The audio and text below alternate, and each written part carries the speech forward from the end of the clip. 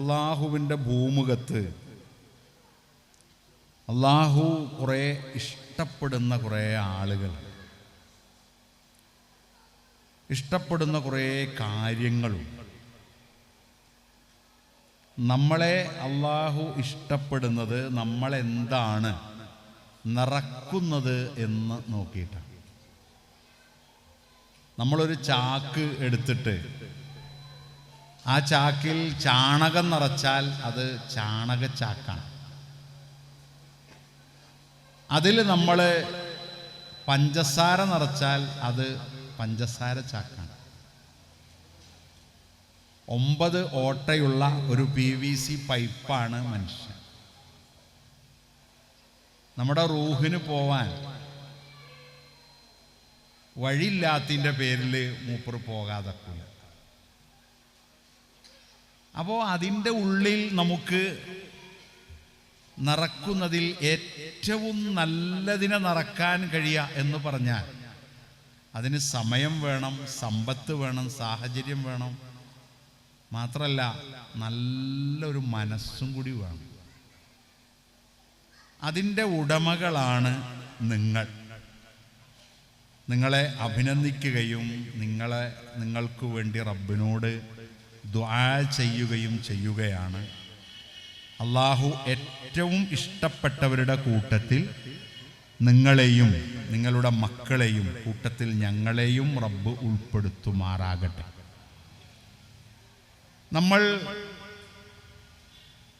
എല്ലാം ബന്ധുക്കളാണ്, ബന്ധങ്ങളാണ്. നമുക്കെല്ലാവരും വേണം. ആരും വേണ്ട എന്ന് നമുക്കിതുവരെ തോന്നിയിട്ടില്ല. ബന്ധുക്കൾ വേണം, ജ്യേഷ്ഠന്മാർ വേണം, അനിയന്മാർ വേണം, മക്കൾ വേണം, പേരക്കുട്ടികൾ വേണം.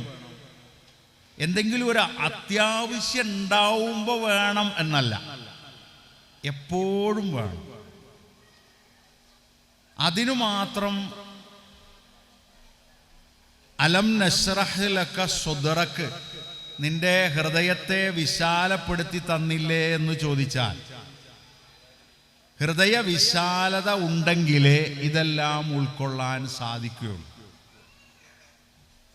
അതില്ലെങ്കിൽ നമ്മൾ ഒരു വീട്, ആ വീടിൻ്റെ ചുറ്റും ഒരു മതിൽ, ആ മതിലിൻ്റെ ഉള്ളിൽ ഒരു ചെറിയ പൂള്, ഒരു യന്ത്ര ഊഞ്ഞാൽ, അല്ലെങ്കിൽ ഒരു ചൂരൽ ഊഞ്ഞാൽ ഒക്കെ കെട്ടിക്കഴിഞ്ഞ് കുറച്ച് പുല്ല് അത് നനക്കാൻ ഒരു ഓസം കിട്ടിയാൽ പിന്നെ നമുക്ക് ആരും വേണ്ടി വരില്ല. പക്ഷേ സുഖങ്ങളും സൗകര്യങ്ങളും ഒക്കെ ഉണ്ടെങ്കിലും റബ്ബ് തന്നതാണ് ഈ ബന്ധങ്ങളൊക്കെ.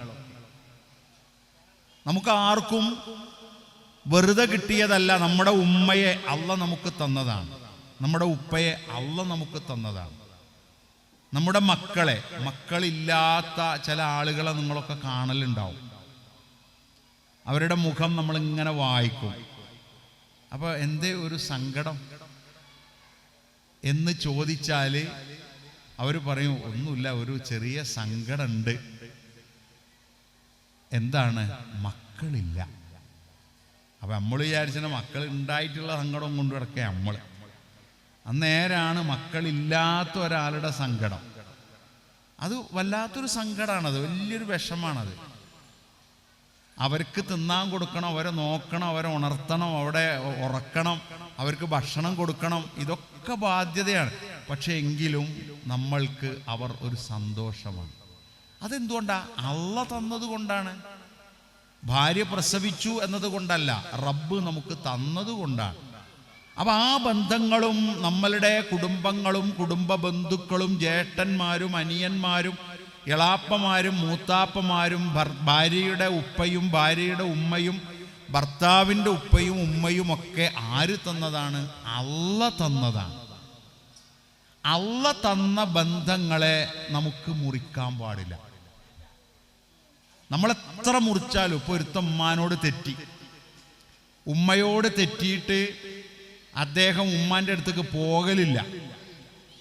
അങ്ങനെക്കുമ്പോൾ അയാൾ കുളിക്കുമ്പോൾ സോപ്പൊക്കെ തേച്ച് വരുമ്പോൾ ഒരു അടയാളം ഉണ്ടാവും വയറിൻ്റെ അവിടെ ഒരു ഓട്ട.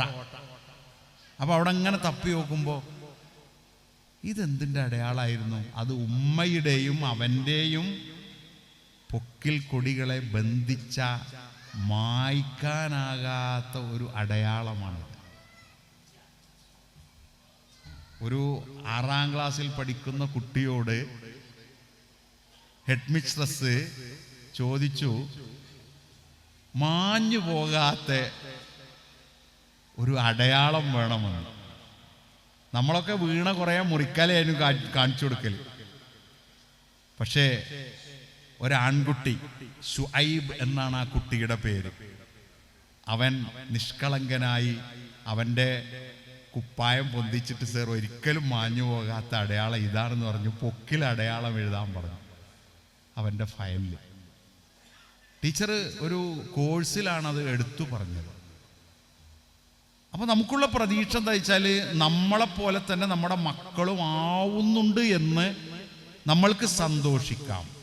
വഹുവല്ലദീ ഖലഖ മിനൽ മാഇ ബശറ ഫജഅലഹു നസബ വസ്ഹറൻ വകാന റബ്ബുക ഖദീറാ. അല്ലാഹു നമുക്ക് കുടുംബ ബന്ധുക്കളെയും അതുപോലെ തന്നെ പരമ്പരകളെയും ഒക്കെ റബ്ബ് നൽകി, മക്കളെ നൽകി, പേരക്കുട്ടികളെ നൽകി. വകാന റബ്ബുക ഖദീറാ, അല്ലാഹ് കഴിവുള്ളവനാണ്. അപ്പൊ നമ്മൾ ഈ ഇരിക്കുന്ന കസേരകളിൽ ഇരിക്കുന്ന നമ്മളൊക്കെ എന്തിൻ്റെ തെളിവാണ്? അല്ലാഹ് കഴിവുള്ളവനാണ് എന്നതിൻ്റെ തെളിവാണ്. അതിനാൽ നമ്മൾ എന്ത് ചെയ്യണം? കൽപ്പനകൾ പാലിക്കണം. ഖുർആനിൽ കുടുംബജീവിതത്തെക്കുറിച്ച് എന്തു പറയുന്നു എന്നാണ് എനിക്ക് 30 മിനിറ്റ് കൊണ്ട് നമ്മൾക്ക് ഓർമ്മിക്കാനുള്ളത്. ഫഅബ്ദൂ മാ ശിഅ്തും മിൻ ദൂനിഹി ഖുൽ ഇന്നൽ ഖാസിരീന അല്ലദീന ഖസിറൂ അൻഫുസഹും വഅഹ്ലീഹിം യൗമൽ ഖിയാമ അലാ ദാലിക ഹുവ ഖസ്റാനുൽ മുബീൻ. ഫഅബ്ദൂ മാ ശിഅ്തും മിൻ ദൂനിഹി, റബ്ബിനെ മാത്രമേ ആരാധിക്കാൻ പാടുള്ളൂ. എന്നാൽ അതിൽ ദുർവാശിയുണ്ടെങ്കിൽ, അങ്ങനെയൊക്കെ ഞാൻ ചെയ്യുമെന്ന വാശിക്കാരനാണെങ്കിൽ, നീ അല്ലാഹു അല്ലാത്ത നിനക്ക് ഇഷ്ടമുള്ളതൊക്കെ നീ ആരാധന ചെയ്തോളൂ. പക്ഷേ നബി തങ്ങളെ പറയണം, ഖുൽ ഇന്നൽ ഖാസിരീന അല്ലദീന ഖസിറൂ അൻഫുസഹും വഅഹ്ലീഹിം യൗമൽ ഖിയാമ. സ്വന്തത്തെയും സ്വന്തം കുടുംബ ബന്ധുക്കളെയും നമ്മളുടെ രക്തബന്ധുക്കളെയും ഒക്കെ നഷ്ടപ്പെട്ടവരാരാണെന്നോ, അലാ ദാലിക ഹുവ ഖസ്റാനുൽ മുബീൻ, അവരാകുന്നു വലിയ ഏറ്റവും വ്യക്തമായ നഷ്ടക്കാർ. നമ്മളെ കുടുംബത്തിനൊരു കല്യാണം വിളിച്ചിട്ട് എല്ലാവരും വന്നില്ല എന്നുള്ളതല്ല. നാളെ പരലോകത്ത് ചെല്ലുമ്പോൾ നമ്മളൊക്കെ ലാ ഇലാഹ ഇല്ലല്ലാ, അല്ലാഹുവേ, യാ റബ്ബി, യാ റഹ്മാൻ, യാ ഗഫൂർ, യാ വദൂദ്, നമ്മളെ വീട്ടിൽ ഇടിവെറ്റിയാലും ഉരുള് പൊട്ടിയാലും ദുരന്തം വന്നാലും ദുരിതം വന്നാലും ഒക്കെ യാ റബ്ബി, യാ റബ്ബി, യാ റബ്ബി, യാ അല്ലാ, യാ ഗഫൂർ. 3-3.5 വയസ്സായ കുട്ടികളൊക്കെ അല്ലേ നിങ്ങളെ വീട്ടിൽ? ചില സമയത്ത് തലേ കയ്യച്ചിട്ട് പറയലേ റബ്ബുൽ ആലമീനേ. മദ്രസ പോയിട്ടില്ല, ആ വീട്ടിൽ വല്യുമ്മ അങ്ങനെയാണ് വിളിക്കുക, വല്യുപ്പ അങ്ങനെയാണ് വിളിക്കുക. ചില കുട്ടികൾ എന്ത് പറയുമ്പോഴും 3-3.5 വയസ്സായ റഹ്മാനായ റബ്ബേ. അപ്പൊ നമ്മളിങ്ങനെ കേൾക്കുകയെ ഈ കുട്ടി ഇപ്പൊ ഏത് മദ്രസ അത് പഠിച്ച്? അല്ല, ആ വീട്ടിലെ ഉപ്പ റഹ്മാനായ റബ്ബേ, റഹ്മാന് റബ്ബ്. അപ്പോൾ നമ്മൾ ചാലിച്ചെടുക്കുന്ന തൗഹീദ് നമ്മളുടെ വീട്ടിലെ മക്കൾക്കടക്കം കിട്ടുമ്പോഴാണ് ഈ കുടുംബ ബന്ധങ്ങളൊക്കെ ഉപകരിക്കുക. ലാ ഇലാഹ ഇല്ലല്ലാ ഉൾക്കൊള്ളുന്ന ഉപ്പ, ഉൾക്കൊള്ളുന്ന ഉമ്മ, ഉൾക്കൊള്ളുന്ന മക്കള്, ഉൾക്കൊള്ളുന്ന ഭാര്യ, ഉൾക്കൊള്ളുന്ന ഭർത്താവ്, ഉൾക്കൊള്ളുന്ന ജ്യേഷ്ഠൻ അനുജന്മാർ. അങ്ങനെ ആവുമ്പോൾ നമ്മൾ ഈ ഒത്തുകൂടുന്നത് പോലെ നമുക്ക് പരലോകത്തും. സൂറത്തു സുമറിലെ 15-ാമത്തെ ആയത്താണ്. നോക്കൂ നിങ്ങൾ, ഒരു തൗഹീദിന്റെ തണലിൽ വളർന്ന ഒരു കുടുംബത്തിന്റെ ആദർശം നമ്മൾ പഠിപ്പിക്കുന്നുണ്ട്. നമ്മൾ ഇബ്രാഹിം നബി അലൈഹി സ്വലാത്തു വസ്സലാം ഖുർആൻ പറയുന്നുണ്ട്, മനുഷ്യ നീ കഷ്ടപ്പെടേണ്ടതാണ്. വാലിദി വമാ വലത്, ബാപ്പയും മകനുമാണ് അവിടെ സത്യം അള്ളാഹു നമുക്ക് കാണിച്ചു തരുന്നത്. ബാപ്പയും മകനും. ആ വാപ്പ മകന്റെ പ്രത്യേകത എന്താ? വളരെ കഠിനാധ്വാനം ചെയ്ത് വല്ലാതെ പരീക്ഷണത്തിന് വിധേയനായ ബാപ്പയും മകനുമാണ്. വഅൻത ഹില്ലും ബിഹാദൽ ബലദ് വവാലിദി വമാ വലദ് ലഖദ് ഖലഖനൽ ഇൻസാന ഫീ കബദ്. മനുഷ്യൻ എന്ന് പറഞ്ഞാൽ കുറച്ചൊക്കെ ഗതിയിട്ട് ഇടങ്ങേറായി അല്പം അധ്വാനിച്ച് ഒക്കെ ജീവിക്കേണ്ടവനാണ്. ആട്ടിൻ്റെ കുട്ടി എഴുന്നേറ്റ് നടക്കാൻ 3 മണിക്കൂറോ 2 മണിക്കൂറോ ഒക്കെ മതി. മനുഷ്യൻ്റെ കുട്ടി എഴുന്നേറ്റ് നടക്കാൻ ചുരുങ്ങിയത് 8 മാസം 9 മാസം എടുക്കും. അത് ചൊളാണ്ടി കൊടുക്കായിട്ടോ അല്ലെങ്കിൽ രാഗിപ്പൊടി കൊടുക്കായിട്ടോ ഒന്നല്ല. അത് അള്ളാൻ്റെ ജപ്പാൻ്റെ കുട്ടിയായാലും അമേരിക്കൻ്റെ കുട്ടിയായാലും വയനാട്ടിലത്തെ കുട്ടിയായാലും ആ കാലാവധി എടുക്കും. അത് ഇനി ഒഴിച്ചിലിന് കൊണ്ടുപോയി ഒഴിഞ്ഞ് നേരിട്ട് 3-ാം വയസ്സിൽ എഴുന്നേറ്റ് 3-ാമത്തെ മാസത്തിൽ എഴുന്നേറ്റ് നടക്കൊന്നുമില്ല. അത് അള്ളാഹു അങ്ങനെ നമ്മളെ പഠിച്ചത്. അപ്പൊ ജീവിതത്തിൽ കുറച്ചൊക്കെ കഷ്ടപ്പാട് അനുഭവിക്കാനും കഷ്ടപ്പാട് ഉൾക്കൊള്ളാനും പ്രയാസങ്ങൾ വരുമ്പോൾ അതിനെ തരണം ചെയ്യാനുള്ള മനക്കരുത്ത് കുടുംബത്തിനുണ്ടാകണം. ഇന്ന് നോക്കൂ നിങ്ങൾ, ഇന്ന് പത്രങ്ങൾ ഇങ്ങനെ വായിക്കുമ്പോൾ അല്ലെങ്കിൽ വാർത്ത വായിക്കുമ്പോൾ മരണം സംഭവിച്ചു, വേറെ വിവരങ്ങളൊന്നുമില്ല. ഇന്നയാള് 42 വയസ്സുള്ള യുവതി മരണപ്പെട്ടു, അല്ലെങ്കിൽ യുവാവ് മരണപ്പെട്ടു. മയ്യത്ത്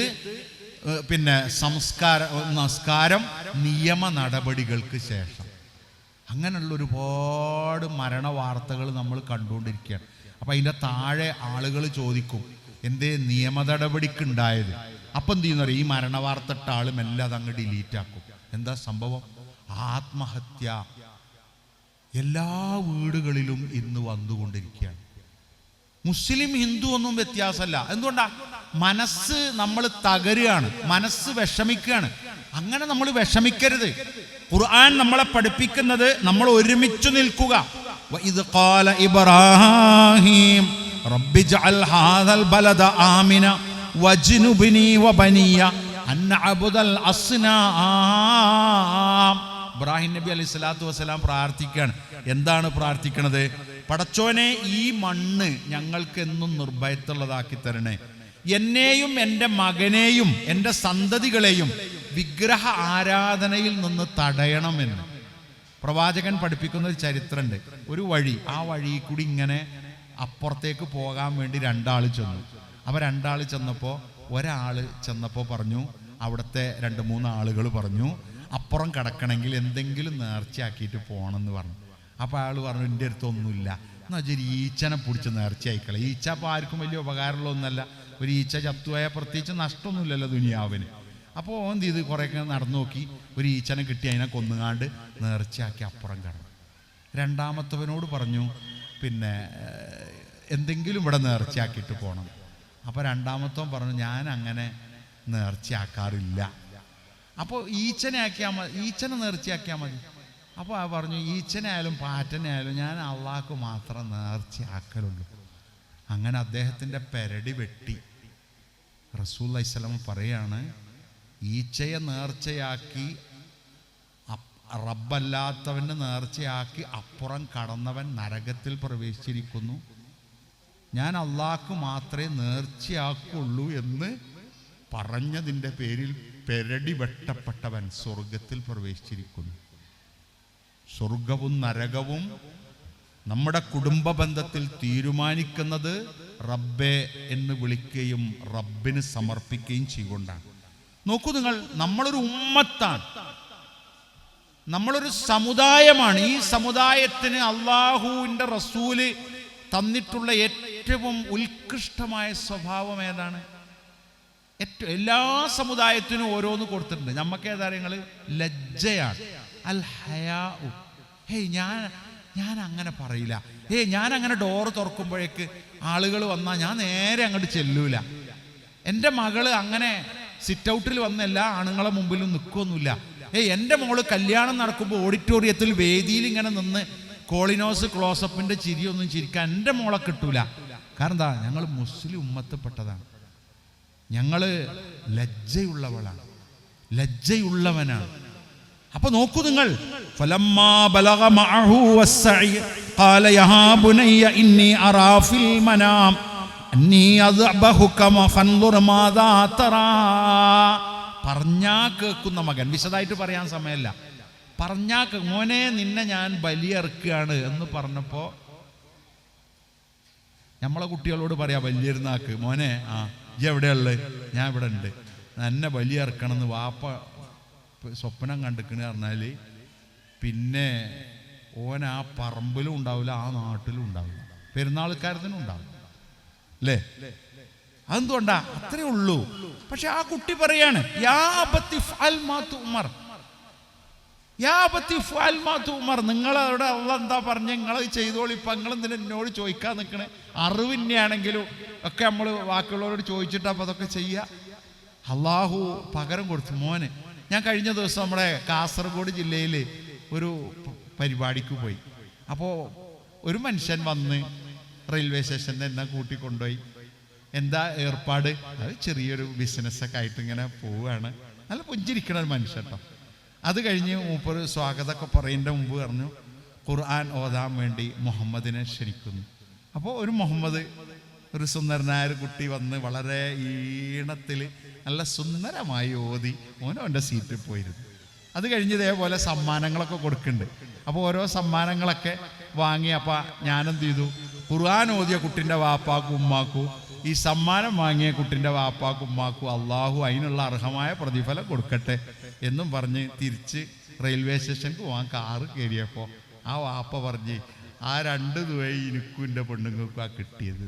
നോക്കിയേ നിങ്ങൾ, എത്രത്തോളം നമുക്കിങ്ങനെ സന്തോഷം തോന്നുക. പടച്ചോനെ, മക്കളെ തെരഞ്ഞ് MDMA കേസ് ആയിട്ട് ഹൈക്കോടതി സുപ്രീം കോടതി വരെ പോയ വാപ്പാരുണ്ട്. എന്താ കാരണം? ഒന്നുമില്ല. ആൾക്കാരുടെ ഇടയിൽ ഞാനും നിങ്ങളും ഇങ്ങനെ പറയാണ് ഒന്നാമത്തത് ആൺകുട്ടിയാണ്, രണ്ടാമത്തതും ആൺകുട്ടി തന്നെയാണ്, മൂന്നാമത്തതും ആൺകുട്ടി തന്നെയാണ്, നാലാമത്തതും ആൺകുട്ടി തന്നെയാണ്. എൻ്റെ ഒന്നാമത്തോ പെൺകുട്ടിയാണ്, രണ്ടാമത്തോ പെൺകുട്ടിയാണ്, മൂന്നാമത്തോ പെൺകുട്ടിയാ, നാലാമത്തോ പെൺകുട്ടിയാ. റബ്ബേ, ആനക്കുട്ടിനൊന്നും നല്ല തന്നിട്ടില്ലല്ലോ. ഏതായാലും നമുക്ക് പെൺകുട്ടിനല്ലേ തന്നിട്ടുള്ളൂ. പിന്നെ കുറച്ച് കഴിഞ്ഞിട്ട് ഈ കേസൊക്കെ വരുമ്പോഴാണ് നമ്മൾ പറയാ പടച്ചോനെ പെൺകുട്ടി ആയാൽ മതിയായിരുന്നു, ആൺകുട്ടി വേണ്ടിയില്ല. അല്ല, ആൺകുട്ടി ആയാലും പെൺകുട്ടി ആയാലും നമുക്ക് വളരുന്ന കുഞ്ഞ് നമ്മളുടേതാണ്. വയനാട് ക്യാമ്പിന് വന്ന ഒരു വൈൽഡ് ലൈഫിൻ്റെ ഓഫീസർ പറയാണ്, ഇക്കൊല്ല ആന ഇതിലങ്ങോട്ട് പോയാൽ ആ ആന ചത്തുപോയാലും അതിൻ്റെ വയറിലുള്ള കുട്ടി ഇക്കൊല്ല ഇതിൽ വരും, അതുകൊണ്ട് അവിടെ കൃഷി ചെയ്യാതൊക്കെയാണ് നല്ലത്, കുടുംബക്കാരും വരും. അതിനെന്താ പറയാ നിങ്ങൾ വയനാട്ടുകാർ? എന്താ പറയാ? ആനത്താര അല്ലേ? ഒരു വഴിയാണത്, ആ വഴിയാണ്. നമ്മൾ ഏത് കാര്യങ്ങൾ പിന്തുടരുന്നുവോ ആ പിന്തുടരുന്നത് നമ്മുടെ മക്കളും പിന്തുടരുക.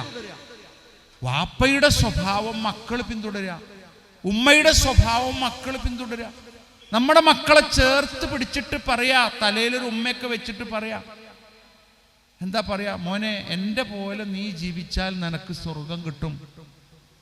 അപ്പോൾ കുട്ടി നമ്മളോട് ചോദിക്കുക, വാപ്പ ഞാൻ വീടിയൊക്കെ വലിച്ചു നടന്നാൽ അജ്ജി അതൊന്നും നോക്കണ്ട, ഇജ്ജിപ്പോൾ ഞാൻ പറഞ്ഞ കാര്യം ശ്രദ്ധിച്ചാൽ മതി. അല്ല, ദുസ്വഭാവങ്ങളൊക്കെ മാറ്റി വെക്കും അല്ലേ? ഉമ്മ പറയാണ്, മോളെ നീ എൻ്റെ പോലെ ജീവിക്കുകയാണെങ്കിൽ സ്വർഗം കിട്ടും എന്ന് പറയുമ്പോൾ ഉമ്മ മൊബൈലിൽ കുറേ നേരം സ്റ്റാറ്റസ് നോക്കി അതിലിങ്ങനെ ഇരിക്കലാണ്. അങ്ങനെ ഇരുന്നാലും ഉമ്മ സ്വർഗം കിട്ടും. അല്ല മോളെ, അത് അങ്ങനെ ഒരു അബദ്ധം സംഭവിക്കണാണ്, ഇനി ഞാൻ ശ്രദ്ധിച്ചോളാം. ഉമ്മ, നമ്മൾ നമ്മുടെ മക്കൾക്ക് മാതൃകയാകാൻ, നമ്മുടെ മകന് മാതൃകയാകാൻ നമുക്ക് കഴിഞ്ഞില്ലെങ്കിൽ പിന്നെ ആരാണ് ഈ നാട്ടിൽ അവർക്ക് കാണിച്ചു കൊടുക്കാനുണ്ടാവുക? അതുകൊണ്ട് വാപ്പയും ഉമ്മയും നമ്മളൊക്കെ നാളെ പരലോകത്ത് ചെല്ലുമ്പോൾ ഈ ബാപ്പയാണ് എൻ്റെ മാതൃക എന്ന് നമ്മുടെ മക്കൾ പറയുമ്പോൾ അള്ളാഹുവിற்கு സ്വർഗം കൊടുക്കണം. ഈ ഉമ്മയാണ്, ഈ മഫ്തട്ടെ പർദ്ദട്ട ഉമ്മയാണ് പടച്ചോനെ എനിക്ക് മാതൃക എന്ന് പറയുമ്പോൾ നമ്മളെ കുട്ടിക്ക് സ്വർഗം കൊടുക്കണം. നമ്മളെ മാതൃകയാക്കിയതിൻ്റെ പേരിൽ ആ കുട്ടിക്ക് നരകം കിട്ടിയാൽ ആ കുട്ടിക്ക് എന്തേ നമുക്ക് സമ്മാനമായിട്ട് കൊടുക്കാൻ റസൂൽ സല്ലല്ലാഹു അലൈഹി വസല്ലം പറഞ്ഞതറിയോ? ഒരു കുട്ടിക്ക് വാപ്പയും ഉമ്മയും കൊടുക്കുന്ന ഏറ്റവും വിലപ്പെട്ട സമ്മാനം അത് സൽസ്വഭാവമാണ് എന്ന്. സൽസ്വഭാവം ആത്മവിശുദ്ധിയുടേതാകണം.